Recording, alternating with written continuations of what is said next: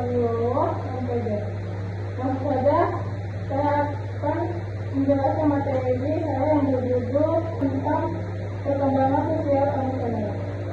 Perkembangan sosial emosional merupakan proses perubahan yang berlangsung secara bertahap dan kesinambungan dalam diri individu, meliputi kemampuan untuk memahami, mengelola, dan mengekspresikan emosi secara tepat, serta kemampuan untuk membangun dan mempertahankan hubungan sosial yang positif dengan orang lain. Perkembangan ini mencakup dua aspek yang saling berkaitan erat, yaitu aspek sosial dan aspek emosional. Aspek sosial berkaitan dengan cara individu berinteraksi dengan orang lain, memahami kelas sosial, mematuhi norma dan aturan masyarakat, serta membangun hubungan yang berdamai. Sementara aspek emosional berkaitan dengan kesadaran individu terhadap emosinya sendiri, kemampuan mengelola emosi, empati terhadap perasaan lain, serta motivasi diri.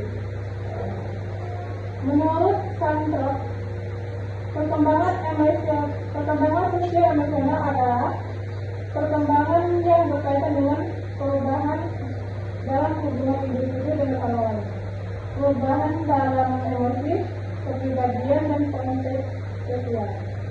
Sementara itu, menurut Cohen D. Tata, mendefinisikan kompetensi sosial emosional sebagai kemampuan yang sehat mengambil keputusan yang bertanggung jawab dan menunjukkan empati terhadap orang lain. Ini masuk teori perkembangan sosial emosional. Teorinya terbagi empat.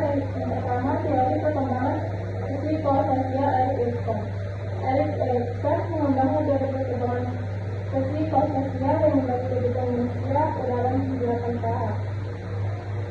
Setiap tahap ditandai oleh krisis atau konflik psikososial yang harus dilakukan oleh individu. Selanjutnya yaitu teori attachment John Bowlby.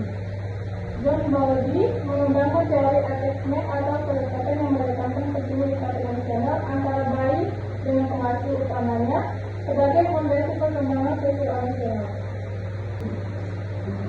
Yang ketiga itu teori perkembangan sosial Lev Vygotsky menekankan peran interaksi sosial dan budaya dalam perkembangan kognitif dan emosional anak.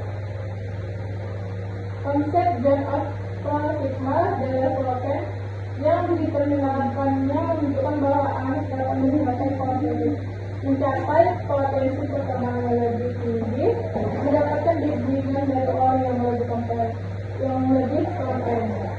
Bagi Vygotsky, interaksi sosial bukan sebagai konteks perkembangan, melainkan merupakan mekanisme utama yang mendorong perkembangan itu sendiri. Selanjutnya terakhir itu perkembangan kecerdasan emosional Daniel Goleman. Daniel Goleman memperkenalkan konsep kecerdasan emosional yang terdiri dari 5 komponen. Yang pertama yaitu kesadaran diri, yang kedua pengaturan diri, yang ketiga motivasi diri, yang keempat empati, dan yang terakhir keterampilan sosial. Goleman berargumen bahwa kecerdasan emosional sangat pentingnya, bahkan lebih penting dari kecerdasan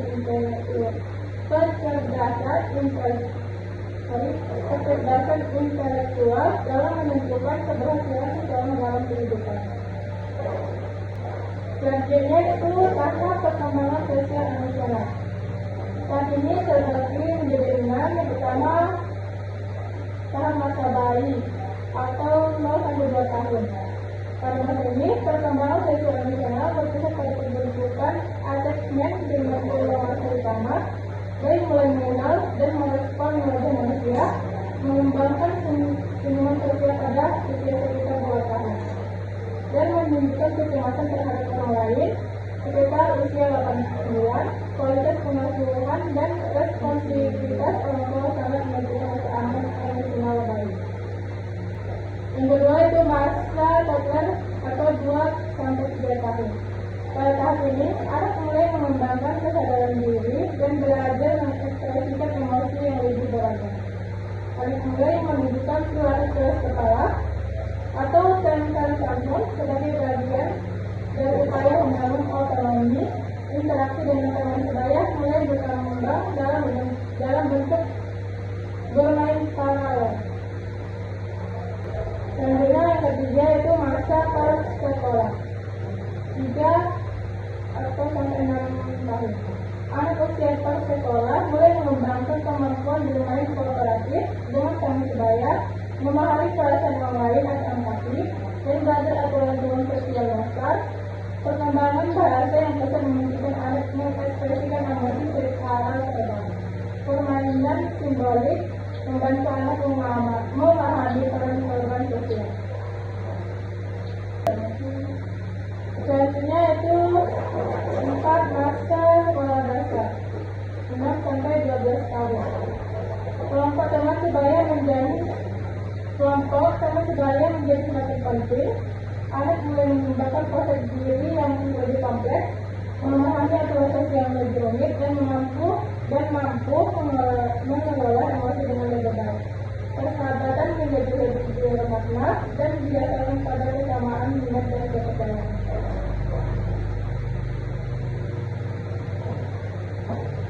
Selanjutnya itu yang kelima, masa remaja 12 sampai 15 tahun.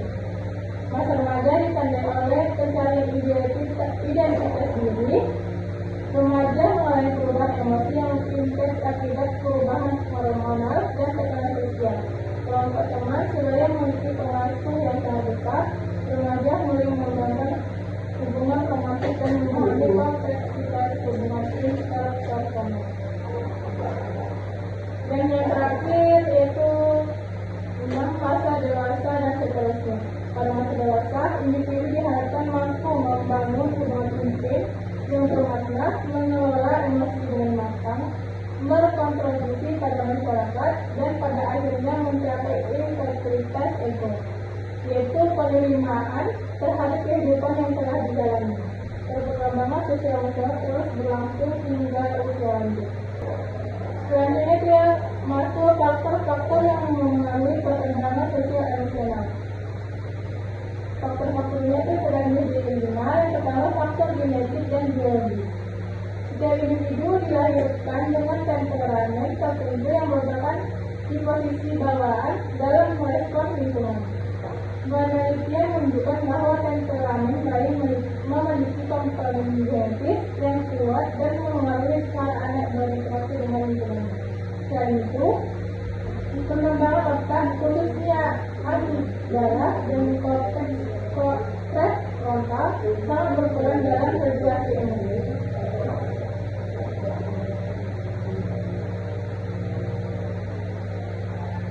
Yang kedua yaitu keluarga dan pola asuh. Keluarga merupakan lingkungan pertama dan utama dalam perkembangan sosial emosional anak. Pola asuh orang tua sangat berpengaruh terhadap perkembangan kompetensi sosial emosional anak. Penelitian Bromley menunjukkan bahwa pola asuh autoritatif menghasilkan anak dengan kompetensi sosial emosional yang paling baik.